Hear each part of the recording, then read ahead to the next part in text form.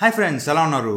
చాలామంది ఒక ఫోన్ కొనే ముందు, ఫర్ ఎగ్జాంపుల్ నా ఫ్రెండ్సే తీసుకోండి, ఇంటర్ ఫ్రెండ్స్ కానీ 10th ఫ్రెండ్స్ కానీ, పెద్దగా టెక్ గురించి ఐడియా లేని వాళ్ళు ఏదైనా ఫోన్ కొనాలంటే ఫస్ట్ నాకు ఫోన్ చేస్తారు. మామ ఒక 30,000లో ఒక మంచి ఫోన్ చూడరా, ఒక 12GB ర్యామ్ ఉండేది ఏదో పంపించు అంటారు. అంటే వీళ్ళు ఇక్కడ ఏం చూడట్లా, ఫోన్లో డిస్ప్లే ఏంటి, ప్రాసెసర్ ఏంటి, బ్యాటరీ ఏంటి, ఇవేం చూడట్లా, ఓన్లీ ర్యామ్ 12GB ర్యామ్ ఉన్నది చూడరా అంటారు.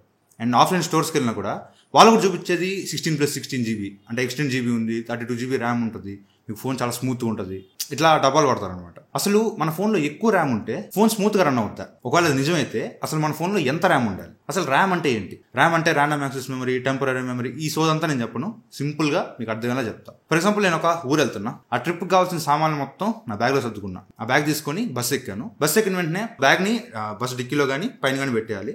సో పెట్టే ముందు నేను ఏం చేస్తాను, ఆ ట్రావెలింగ్ టైంలో నాకు ఏవైతే అవసరమో, ఫర్ ఎగ్జాంపుల్ నా ఫోన్ కానీ, నా ఇయర్ ఫోన్స్ కానీ, ఏదైనా కర్చీఫ్ కానీ, పర్స్ కానీ, ఏవైతే నాకు ఇంపార్టెంట్ అనుకుంటానో అవన్నీ తీసుకొని నా పాకెట్లో పెట్టుకుంటా. పాకెట్లో పెట్టుకొని బ్యాగ్ పైన పెట్టడం, డిక్కీలో పెట్టడం చేసేస్తాను. ఇప్పుడు ఆ లగేజ్ ఉంది కదా, ఆ లగేజే స్టోరేజ్. మన పాకెట్స్ ఉన్నాయి కదా, మన పాకెట్సే ర్యామ్ అనమాట. సింపుల్ చెప్పాలంటే మన స్టోరేజ్లో, మన ఫోన్లో ఫొటోస్ కానీ, వీడియోస్ కానీ, యాప్స్ కానీ, మ్యూజిక్ కానీ, డాక్యుమెంట్స్ కానీ, ఎవ్రీథింగ్ మనకి స్టోరేజ్లో ఉంటాయి. ఏవైతే మనం ఆ పర్టికులర్ టైంలో యూజ్ చేస్తామో, ఫర్ ఎగ్జాంపుల్ మీరు ఇన్స్టాగ్రామ్ ఓపెన్ చేశారు, ప్రాసెసర్ వెళ్ళి స్టోరేజ్లో నుంచి ఇన్స్టాగ్రామ్ యాక్సెస్ చేసే బదులు ఆ ఇన్స్టాగ్రామ్ అనేది ర్యామ్లో కాపీ అవుద్ది, ప్రాసెసర్ ర్యామ్లో నుంచి తీసుకుంటుంది అనమాట. అసలు ఎందుకు కాపీ అవ్వాలి? గట్టిగా స్టోరేజ్ నుంచి తీసుకోవచ్చు కదా అంటే, స్టోరేజ్ అనేది చాలా స్లో స్పీడ్ అనమాట. ర్యామ్ అనేది వెరీ హెవీ స్పీడ్స్లో రన్ అవుతుంది, స్టోరేజ్ అంత స్పీడ్ ఉండదు. సో ఒకవేళ ర్యామ్ అనేది లేదనుకోండి, ప్రాసెసర్ స్టోరేజ్లో నుంచి డేటా తీసుకోవాలంటే చాలా టైం పడుద్ది. మీకు యాప్ లోడింగ్కే చాలా టైం పడుద్ది. యాప్ ఓపెన్ చేసినా, ఏది క్లిక్ చేసినా ఒక గంట సేపు లోడ్ అవుతుంది అనమాట. సో ఈ ప్రాబ్లం రాకుండా స్టోరేజ్లో నుంచి మీరు ఏదైతే యాప్ ఓపెన్ చేశారో అది వెళ్ళి ర్యామ్లో కూర్చుంటుంది, ర్యామ్ నుంచి ప్రాసెసర్ డైరెక్ట్గా యాక్సెస్ చేస్తుంది. సింపుల్. ఇక్కడ ర్యామ్ వల్ల అడ్వాంటేజ్ ఏంటంటే మల్టీ టాస్కింగ్ చేసుకోవచ్చు. లైక్ ఒక ఇన్స్టాగ్రామ్ ఓపెన్ చేస్తారు, ఒక యూట్యూబ్ ఓపెన్ చేస్తారు, క్రోమ్, BGMI, ఇట్లా 4-5 యాప్స్ ఓపెన్ చేస్తారు. ఒకదాని తర్వాత ఒకటి స్విచ్ అవ్వచ్చు అనమాట.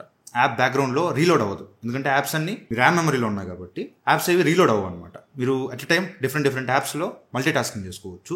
సరే, అసలు ర్యామ్ ఎంత ఉండాలి? ర్యామ్ని 2 రకాలుగా స్ప్లిట్ చేయొచ్చు. ఒక పార్ట్ ఆఫ్ ర్యామ్ ఓఎస్కి వెళ్ళిపోద్ది, ఆపరేటింగ్ సిస్టమ్కి వెళ్ళిపోద్ది. అంటే మన ఫోన్లో, ప్రతి ఫోన్లో ఆపరేటింగ్ సిస్టమ్ ఉంటుంది. లైక్ ఆండ్రాయిడ్ కానీ, iOS కానీ, డిఫరెంట్ ఓఎస్లు ఉంటాయి. ఈ ఓఎస్కి కొంత ర్యామ్ వెళ్ళిపోద్ది అనమాట. Depends on phone. ఒకవేళ మీరు బడ్జెట్ ఫోన్ యూజ్ చేస్తుంటే మాక్సిమం ఒక 1 or 2GB ఓఎస్కి వెళ్ళిపోద్ది. అదే మీరు మిడ్ రేంజ్ ఫోన్స్ యూజ్ చేస్తుంటే ఒక 2 to 3GB ఓఎస్కి వెళ్ళిపోద్ది.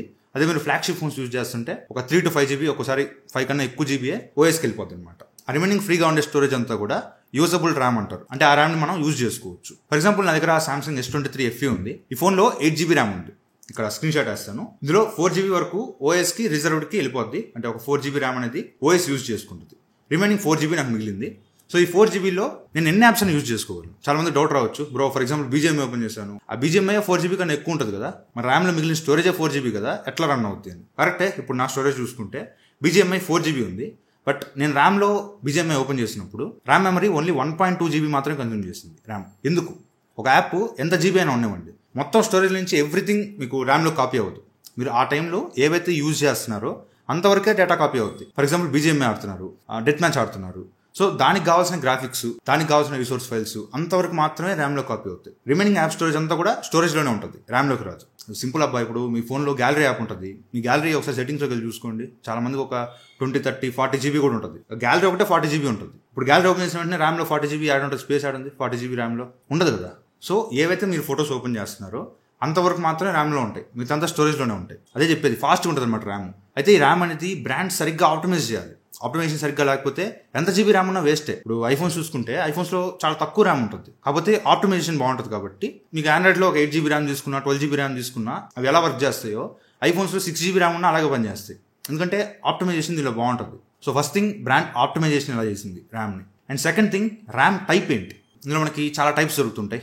LPDDR అని వినుంటారు, LPDDR4X అని, LPDDR5X అని, ఇట్లా చాలా వినుంటారు. ఈ LPDDR అంటే లో పవర్ డబుల్ డేటా రేట్. అంటే ఏంది, ఆ పేరు ఎందుకు వచ్చింది, ఇవన్నీ చెప్పుకుంటే వెళ్తే ఇంకా లెంత్ ఎక్కువైపోద్ది. సింపుల్గా చెప్తా, మనకి ర్యామ్స్ ఇప్పుడు ప్రెసెంట్ రన్నింగ్లో LPDDR4, LPDDR4X, 5X, ఈ 4 ఉన్నాయి. ఇవన్నీ కూడా జనరేషన్స్ అనమాట. LPDDR4 అనేది 4th జనరేషన్, LPDDR5 అనేది 5th జనరేషన్.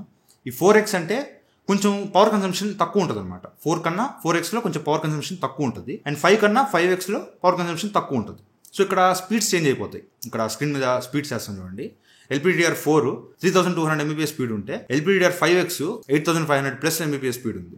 సో అంత డిఫరెన్స్ ఉంటుంది అనమాట. ఎంత జీబీ ర్యామ్ ఉందనేది ఇంపార్టెంట్ కాదు, ఆ బ్రాండ్ ర్యామ్ని ఎలా ఆప్టిమైజ్ చేసింది, అండ్ రెండోది ఏ ర్యామ్ టైప్ యూజ్ చేశారు, LPDDR 5X 4X, ఇది ఇంపార్టెంట్.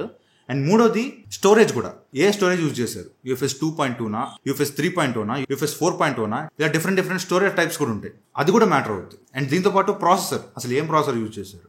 మీరు పవర్ఫుల్ ర్యామ్ ఇచ్చి పవర్ఫుల్ స్టోరేజ్ ఇచ్చి డబ్బా ప్రాసెసర్ ఇచ్చారనుకోండి, ఆ డబ్బా ప్రాసెసర్ అసలు ప్రాసెస్ చేయడానికి ఇబ్బంది పడుతుంది. అప్పుడు మీకు ఎంత పవర్ఫుల్ ర్యామ్ ఇచ్చి ఏం ఉపయోగం. సో ప్రాసెసర్ అనేది కూడా చాలా ఇంపార్టెంట్ అనమాట. ఇలా చాలా ఫ్యాక్టర్స్ ఉంటాయి.